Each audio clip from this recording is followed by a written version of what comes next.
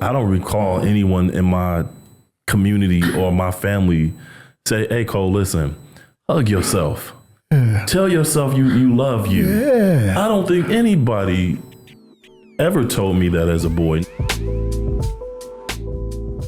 You're listening to the What I Know Now podcast, where each episode we cover the human stories behind America's justice system. Through honest conversations, we search for understanding, accountability, and a path forward.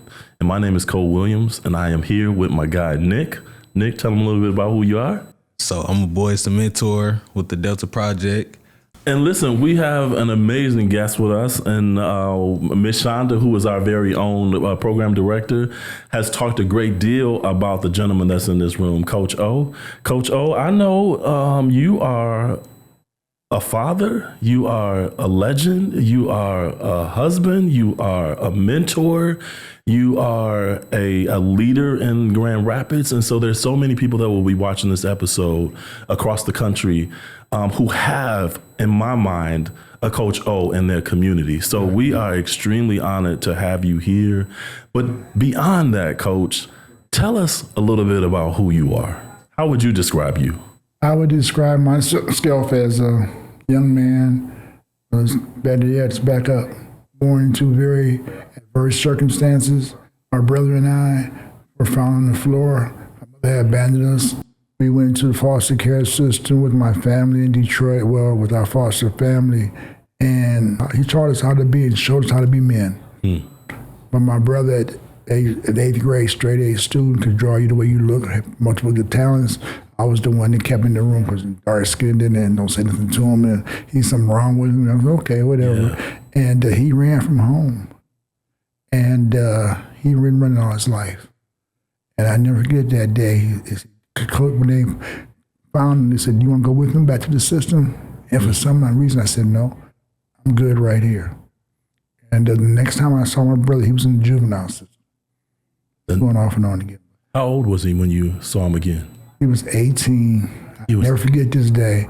I was a basketball player. I love basketball. So I was playing ball, and the guy drives up and blows the horn and said, "Somebody keeps calling for you, Derrick." I said, "Okay, let me go see." He said, "He's your brother." So naturally, I'm excited because he was my hero.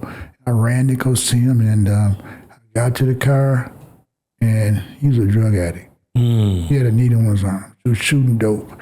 It just shook me. And I said, "No, bro, I'm not going to get down like that. But, when we get opportunity to talk, give me a call back because I don't do that stuff." And the next time I saw him was in Jackson prison. I tell the story to the young people. He caught a CCW case, ran to the streets, trying to get love from the streets. And he did 4 years and 50 weeks of a 5-year term. 2 weeks before his out date, he went to the yard and got into a fight and killed a guy. They gave him 15 more years. So at the age of 18, he did 20 years in prison, institutionalized. Yeah. What saved me from the streets was my queen. And I have stories to tell where I had the courage to get out the car. There where I was in the car, guy drives down, "Come on, Derrick, come on." We got a stolen car, his mother's car. And something small, but it was still not his permission to have it. And I got out, let me get out. "Oh, you saw, blah, blah, blah, blah." I said, "Peace." And he went down the street a mile, and he got busted by the police. So, just to have that mindset, because once again, my foster father showed me how to be a man. Okay.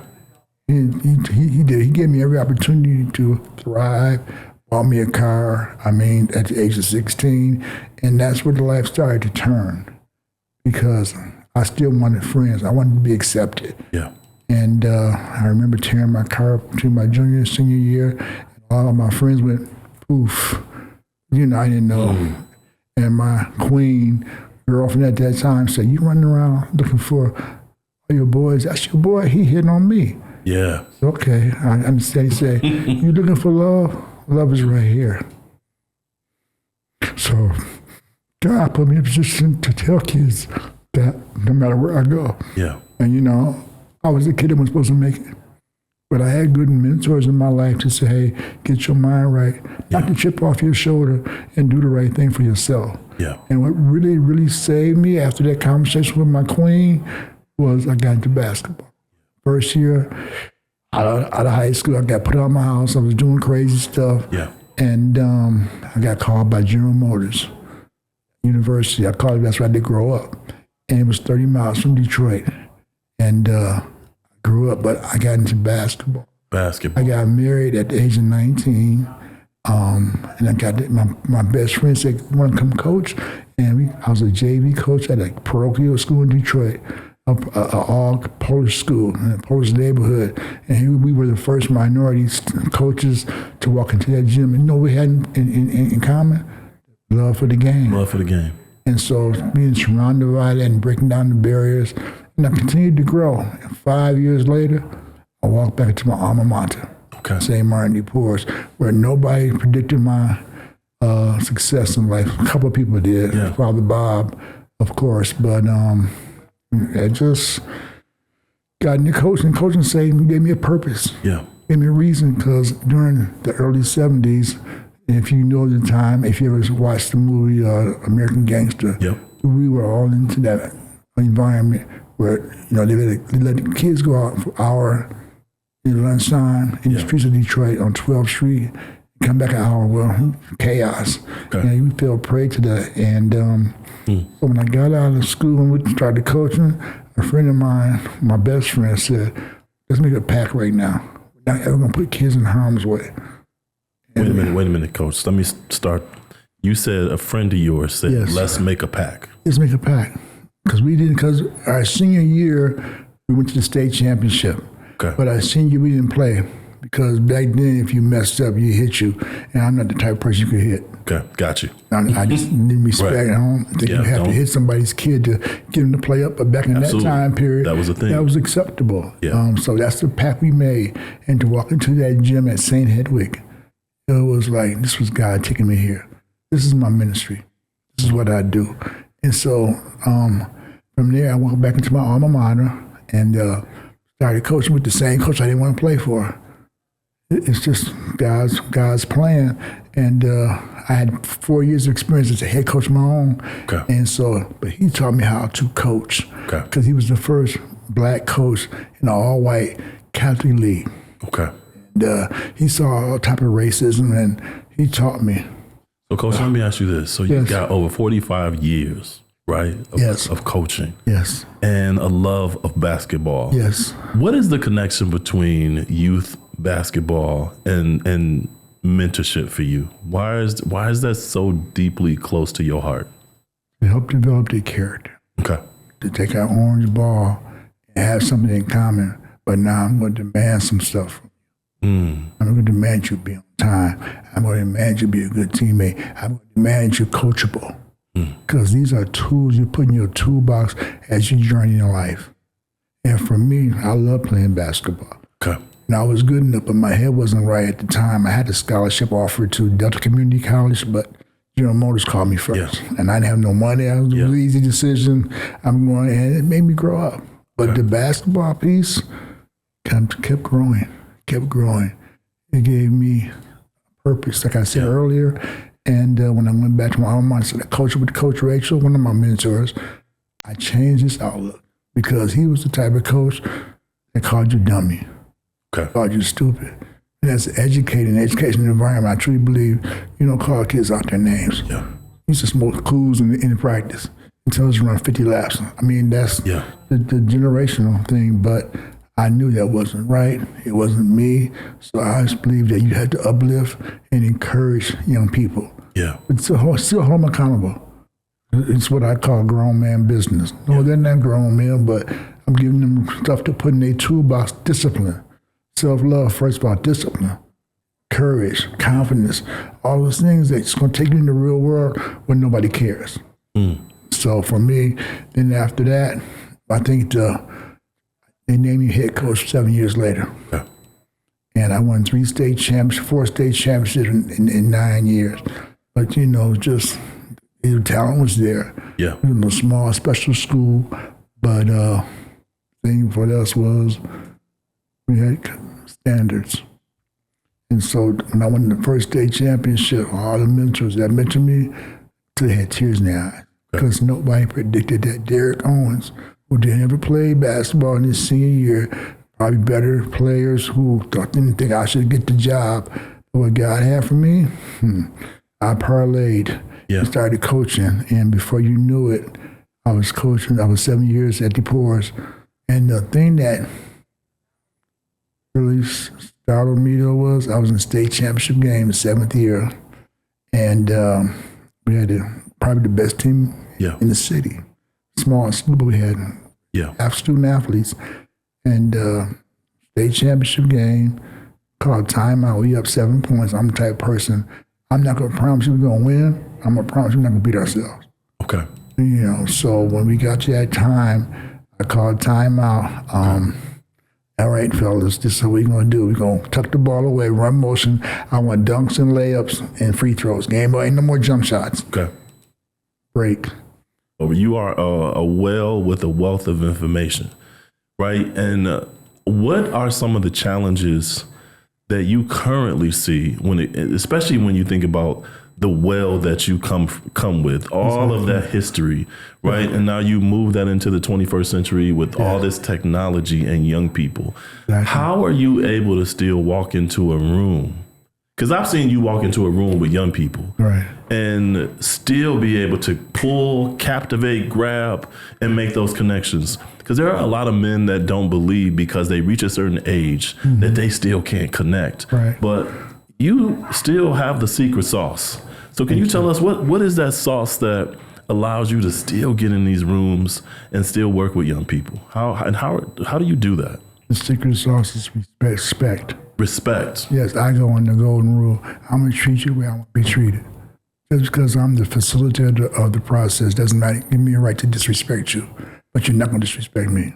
And I know what it takes to be successful. So when I talk to you, I'm giving you the same respect. Look at me. Yeah.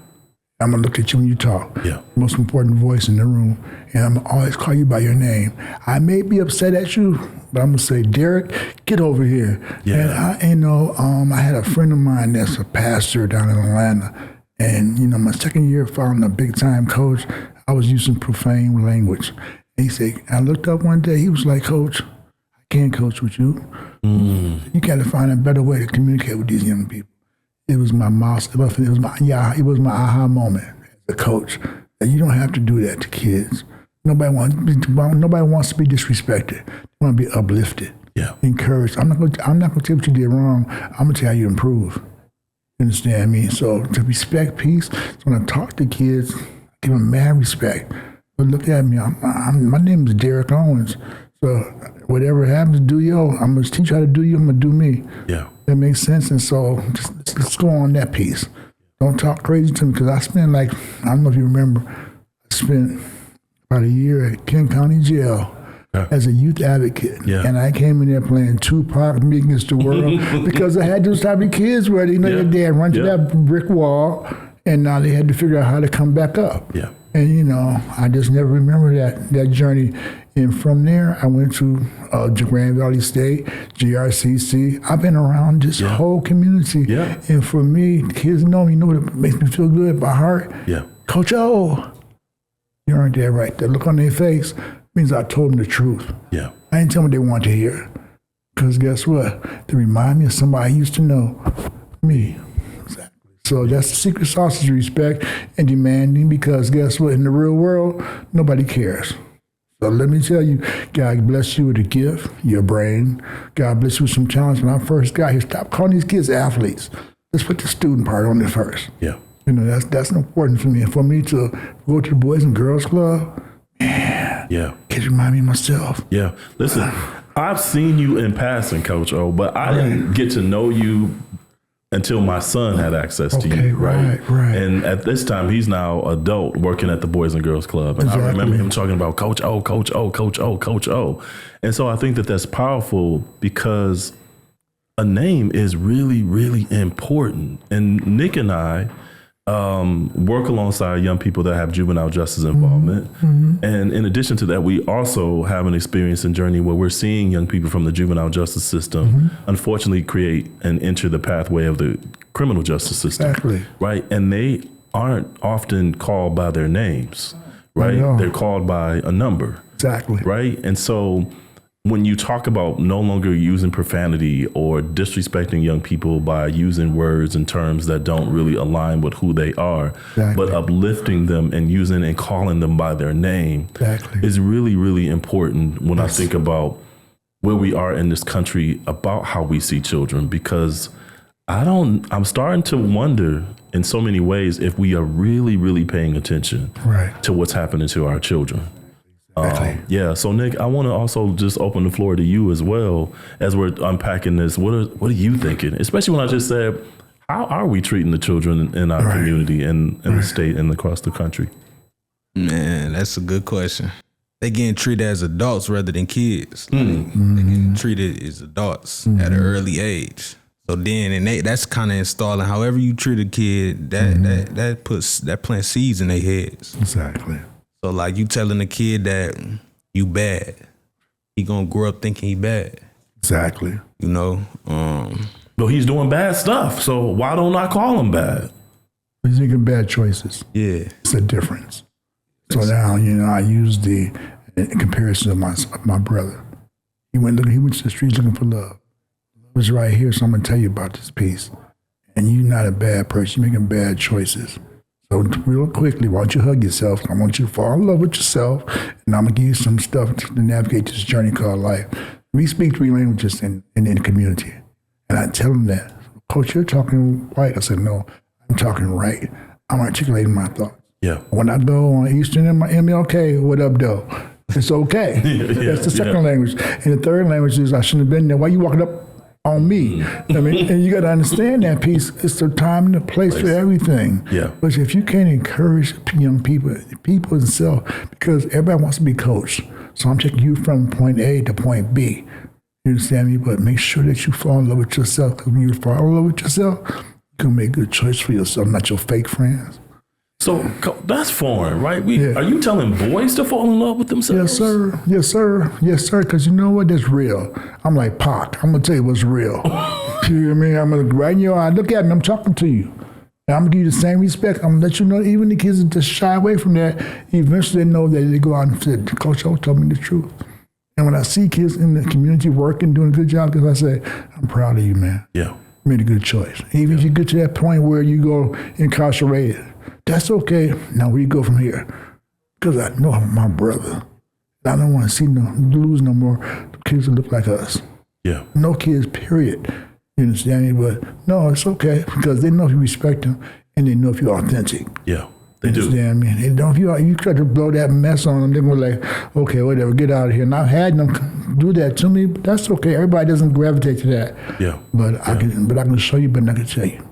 Self-love is a concept that I don't think people, parents, any adult, I don't recall anyone in my community or my family say, hey, Cole, listen, hug yourself. Yeah. Tell yourself you love you. Yeah. I don't think anybody ever told me that as a boy. Nick, have you had anybody tell you, Nick, hug yourself, man? I learned it in books. You learned it in books. Tell me more. Books. Tell us more. When I was incarcerated, let me think of the book that it was. I just remember seeing like self-love. Loving yourself first before you can love others. Really, you got to love your first before you can even love others. Period. And my brother we didn't find love. I found love through my queen.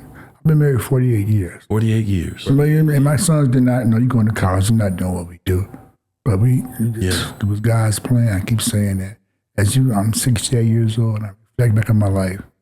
The places I've been, you understand me? And for me, it's God, family, purpose. My purpose is I'm like I say, Pac said, well, I walked into the office, the kids said, Coach, you got a poster of Tupac. I said, why is it not on the wall? I said, it's not the environment. They're not ready for this. Yeah. You understand? But when I put it up, they know because it's based on the environment. I have to teach kids that because somebody taught me. How do I change the world in which I live in? Make it a better place. What are you going to leave for the world? That makes sense. So that's for me. I'm very passionate about it. People say, why are you preaching, Coach? I said, no, I'm talking from my heart. Listen to me. So it's easy for me to go into any place like a King County jail and gravitate and say, hey, listen, look at me. I went to a juvenile home one time. I told everybody, do this for me before I started talking. Said, stand up and do it. I said, oh, that's why you're here now. You better figure this out. Yeah. And watch out. the choice you make, because there are going to be the consequences you receive. And my dad and the people that mentored me taught me those choices. And I talk to the kids nowadays, maybe 6 choices in life, right or wrong, yes or no, good or bad. Yeah. When you make a choice, you ask yourself, because that's your character. You teaching kids that, we go through the generational, what I call the daddy issues. I was the same way. I apologize to my sons because I was still growing up. You understand me? But now they're men, and I can see the product. And you always encourage, not discourage. But, hold them accountable. Because in the real world, if you don't see why you don't pay your light bill, your life's not on. Yeah. That makes sense? So we talking about real life stuff that I got to give you. Yeah. Put in your toolbox. You know why? Because you're going places. Yeah. Why not you? Yeah. Why not you? So for me to do that and come create those environments, it's not a color thing, it's a people thing. Because when I went to orphanage, white, black, Hispanic, Asian, what do we want? Somebody can take us home and love on us. And along the way, you gotta love yourself first. Yeah. So, Coach, let's do this, right? Because I hear you talking about your children. Right. I hear you talking about your you as a father, and I just even heard you mention your dad. Right. Right. So today, the Delta Project works with young fathers, right? Right. And so I just had a group of young dads. One young man just became a father. He's probably the baby was just born on Saturday. Okay. And I was asking them, what do young fathers need for support? Can you tell me what they need? And you know what one dad said? He said, I need a place like this. I need a place where I can go and I can talk about what I'm experiencing. I've been told as a man that I have to be a provider. Now, this is from a 20-something-year-old. Exactly. I've been told that. But he said, Cole, I don't know what I'm going to do mentally when it comes to being a father. I don't know mentally what to do. And so he was like, 19 years of my life, 20 years of my life, I've spent not seeing a father. So I don't know what a father actually does. Right. And so, Coach, what has your father taught you? What has your mentors taught you about what it means to be a father? Responsibility. Okay. Being responsible. Grown men do what they have to do, even if they don't feel like doing it. Okay. That's what I saw from my father, my foster father. He was a great man, but the only thing that was missing in that home was love. But in terms of responsibilities, Yeah. he showed me pay bills, be on time, do things the right way. And that's what you do. You pass it on. You raise a kid to be a man. Okay. But you don't talk about it, you show him. Okay. So less talk, more do. If you're talking, do not show him. Okay. I'm going to spend the rest of my life right now with my sons who are 40 years old, 35, leaving a legacy. They know that this is how you carry yourself. I'm still teaching. Yeah. And they're still watching me because I had a stroke a year ago. It shook the whole family because I'm the leader of my family. Mm-hmm. But, I had to work through my issues and go get some help and get back on the same page because my family. What it's all really means a lot to me. Yeah. And when I go see the ancestors, I want them to hear me in the back of their brain, Dad said, do this. Dad showed us how to do this. You understand? So that's about and love on them. Yeah. And what you did, like how what your father did for you, don't do that to your kids. Don't beat them up. Pick them up. But still hold them accountable. That's why I call it grown man business. Man, where you don't beat them up, you pick them up. Yeah, they're gonna make some bad choices. You gotta be a teachable moment, But for me, my sons, communication piece. Don't be afraid to come talk to me. I don't care if you make a bad choice. Tell me, and my kids were afraid of me. Unfortunately, they made some choices that I didn't like. So I had to look at myself and say, hey, wait a minute. There's a barrier. Yeah. You come to me any time in the day and say, hey, Dad, we need to talk. That's cherishable. Yeah. I love that part. Yeah, because, what you're really saying, too, is that, and I think every parent wants that. I don't know, Nick, if your mom, your dad say, hey, when you got a problem, come talk to me. Right. My mom, my grandfather did, but they said that. I said that to my children. Right. But my reaction to most things that they were doing was it contradicted that. So I used to say things like, hey, I'm not your friend. No. I'm your father. Period. Yeah, and that's it. Yes. And so I used to say that so much that I also started to recognize that, oh yeah, I'm so much of a father, and depending on what day I'm having or what stress I'm under, Exactly. right? Exactly. I might show up not the best father, Right. and so if I'm supposed to be a father that is non-judgmental, that is open and loving and supportive, and when you come to me with something, I'm not going to tear you down. I'm not going to destroy you, right?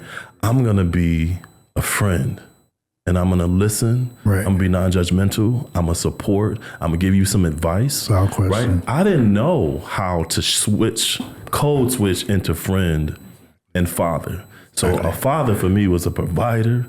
You are responsible. You will do what I tell you to do because I told you to do it. Exactly. And all of these things. And I missed those opportunities to say, yes, I am your father by title, by biology, by experience, by example.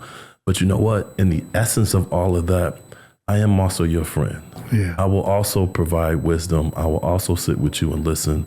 I will also not judge you. And I will also give you all the grace I did not receive to stumble, to fall, to make mistakes, and still be heard. And I think that changed my life, but I also made mistakes along the way that put me in a position where my sons made choices and they didn't come to me because I was strong, like, I'm your father, I'm not your friend. And they started having friends that were giving them all the wrong advice. Exactly. Because I also created a barrier to say, I'm not your friend. But I was like, I had to redefine what it means to be a father. Yes, sir. And a friend. Yes, sir. Right. And so I think that you can play both roles You have to. if you redefine what your idea is about what it means to be a friend. Nick, what you think is sitting in this room, hearing us go back and forth? What are you thinking? Free game. Free game. What's that mean? Like, I'm really just soaking up, it's knowledge, and really wisdom. The wisdom is to be shared, So I'm really just soaking it all in right now. I'm learning here myself right now. Yeah. So, Coach, switching gears a little bit, right? Okay. You've got a book, right? Yes, I do. Yeah, tell us a little bit about yourself as an author, because I don't know if people know that about you. Okay, so I come up with these 7 rules. And rule number 1 is communication. Talk to each other, not at each other, to each other. In the situation, in the real world, I can't read your mind, you can't read mine, so let's take the assumption out. Okay. It's never what you say to me, it's how you say it. Rule number 2, we're going to play defense all day, every day. This is what I do because I can't promise you that the shots go in, shots don't go in and out. But defense is all day, every day. And we work on it every day. When you come to my gym, from the 3-point line to the baseline, we locking it up. If you get to the rim, 2 things are going to happen on this from the bad boys. You're going to get fouled hard. You're not going to make them miss some first free throw. Or you take a charge, because I'm teaching you how to play below the rim first. So when we jump, we have a reason to jump. So in life, you got to defend who you are. I'm not talking about this. I'm talking about where you draw the line at. That's your character. It makes sense. Rule number 3 is rebounding. I'm rebounding in my life right now. I had a stroke, so I didn't get back off the floor and keep going. So when I say that to you, life is about rebounding. So in basketball, box out, contest, never by the first fake, because they don't give you one fake. Don't leave the ground. I know you're an athlete, but stay on the ground. And we play teams that a foot is slow a foot, and we're going to be the worst nightmare. We're going to stay in front of you. Not foul you, not bail you out, because they shoot free throws. We don't. That's a myth. We shoot free throws too, and we're very consistent at it. Rule number 4, turn. I'll let the ball to you. I don't want you to waste your dribble. I want you to turn, rip, and read what's in front of you. In life, before you go to a job interview, you should do research on the company. Yeah. So you're walking into and creating what? An opportunity. Guess what the opportunity is? Free throw. Look at the basket device, and guess what? But in life, you create an opportunity for a job, a career. I don't want you to have a job. I want you to have a career. That's your purpose. You understand me? And so when I say free throws, that's muscle memory. Over and over again, I just call it a black man disease. But no. My son coaches in college right now. He said, Dad, the other night I was hearing your voice, Mr. Free Throw. I said, well, you work on it. It's just mental concentration and do it over. And I tell the kids, what builds confidence? Yeah. Repetition. Rule number 6, have fun. Have fundamentals. And I brought that word fundamentals down. Fun because kids nowadays want to have fun because it's what? A game. It ain't life and death. Yeah. I want you to build a determined attitude. Understand me? Get up off the floor. I want you to have mental focus. I call it playmaker. And what do playmakers do? They make the play because they have great concentration. And rule number 7 is play the right way. Honor the game. If you want to score, go find something else to do. If you want to win, they would say in this environment, creating that championship culture. Yeah. Understand me? And so play the right way, play hard, play together, and play to win. Yeah. And so those 7 rules are applicable to life. Okay. And if you read the book, Been Through Some Adversity, life is going to punch you in the stomach. Yeah. It punched me in the stomach right a year ago. And I'm still getting back up off the horse. And so if you're going to write it, you better live it. And it's going to test you on it. So those 7 championship game rules are from Sarah Fisher Orphanage to winning state championships. When I got here, I didn't know anything about East Grand Rapids. Okay. They called me, I didn't call them. And when I went out there, I said, hey, I heard about the parenting and culture, the environment. Don't give me nothing for me. Because I'm bringing my orange ball. And the claim to fame for me is I have over 25 college captains. I'm talking about kids who went to college, environment of higher learning, graduating on time, and were captain of the college team. And I give them 3 right away. Michigan State, Yep. Notre Dame, and University of Michigan. Eastern, Western, Central, so on and so forth. So the lessons we go through, I want you to take with you. When you get to your destination and the senior tell you, hey, freshman, slow down, you turn around and tell that mug to catch up. Yeah. So what are we doing? Competing. Yeah. And competing in the game of life, you compete every day against somebody. And I always say this, and I said it, East Grand Rapids prior, before then, God don't care who wins. God cares if you cheat. And that's your character. Character means so much to me. Teach kids character, it's important. Because when I tell them, go on places. Yeah. Go on places. So for me, my ministry is kids. Yeah. That's my wheelhouse. I love on them. And I see myself in you at some point in time. And I have to connect with that and tell them, it's okay. Yeah. Don't take what you did wrong. Tell me how you get better. Because guess what happened today? He said, well, Coach, we woke up. We're in the present. Yesterday was the past. What'd you learn from it? Tomorrow is the future. Plan on it. But this day, this 86, what is it, 86,400 ticks a day, 24 hours a day. And I told you that was money. And whatever you didn't spend, you've heard this story before, you give back to me. Yeah. I want you to spend all your money. Get nothing back. So tell kids, that's why I like Tupac Shakur, because if you knew Tupac before his demise, he wrote a book of poems. Yeah. And I probably passed out 20 books to kids. Yeah. The roles that grew from concrete. Come on now. Yeah. Yeah. So, Coach, let me ask you this, right? Because Yes. we usually like to end the podcast with really the title of the podcast, What I Know Now. Mm-hmm. So, I mean, again, you're well. How would you sum up what you have learned in this the past, what you've learned in the past, and like really what you know now at your age, this journey? Yeah. What's one thing you could say? This is what I learned, yo. Yeah. It's a good question. Self-love. Plus, the kid, you got to fall in love with yourself. Treat people the way you want to be treated, even when they don't treat you that way. And live your passion. You got a job, great. Have a career. And you never know what door you're going to walk through. And my job is to tell you the truth. Okay. So I've been entrusted from the Creator with kids. I can't lie to them. Yeah. Look at me, I'm talking to you.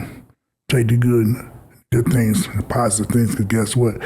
Is your glass half full or is your glass half empty? It's always half full. You know why? You woke up today. So you ask your question, that's my ministry. I see myself in kids because I was a kid nobody wanted me to bother with. And everything I didn't have as a kid, orphan, growing up in Detroit, once upon a time, I'm living the happily ever after. Because I got a wife of 48 years. Yeah. I got 3 sons who gave me 3 daughters-in-law who gave me 6 grandchildren. I really don't need you to love on me because I go home and get soul food love. Yeah. That makes sense? It makes sense. If I can do it, my name is Derrick Owens. Man. You can do it. Yeah. Coach Owens, where can people find you? Right? Well, right now, I went back to public school, to Grand Rapids Public Schools, and I give them credit because they didn't really have to, and I didn't have to. I retire. I'm good. I'm collecting soil, do what I want to do. Yeah. But I had to get back on the horse. And so they sent me out to C.A. Frost Environmental Elementary School. Oh, wow. Right, and I didn't know the school even existed. And when I went out there, I said, whoa, it's like me go back out to Grand Valley to coach. And, but the kids showed me love. Yeah. And I'm still healing. Yeah. And so it's on my board, I have a big heart. It's called self-words. And the first word is love, discipline, intelligence, courage, all the things that we can talk about character. Yeah. You know, and I got my book right there next to it. And then I have the Dr. Seuss book, All the Places You Will Go. Yeah. And so I have to give them tools to put in their toolbox. Good. So I'm good. So, Coach, we have and men and women who are across the country who will be listening and hopefully even watching this podcast that are already currently incarcerated. Right. Exactly. Right. And so when they click on their tablet to go to this podcast and listen to it, how can they find you? How do I get access to your book? ChampionshipGameRules.com. And right now I'm in the process of re-editing it. So it'll be out by Christmas. But I want to, it's my word, changing the world. Yeah. I'm like Tupac. I'm trying to change the world in which I live in. Yeah. I can't change the world out there. Yeah. But when I talk to people and I come in and talk to each other, why not? Why not you? Why not you? Understand me? Why you here? Why you here on earth? Yeah. And teach kids that. The adults, y'all got to figure it out. But them babies, they here to trust me with it, I got to tell them the truth. You better hug yourself and love on yourself because you're going places. Yeah. Coach O, thank you so much for blessing Thanks us for with your having me. I spirit. really appreciate it, man. I really do. Yeah, I really do. And any way I can help out, you guys call me, let me know. Because I'm in here. I love not only talking, I love teaching and listening and learning. Because what goes around comes around. I love somebody. Man. Thank you for listening. Check out our programs on the Delta Project's website, thedeltaproject.co. And be sure to follow us on Spotify, YouTube, or wherever you get your podcasts.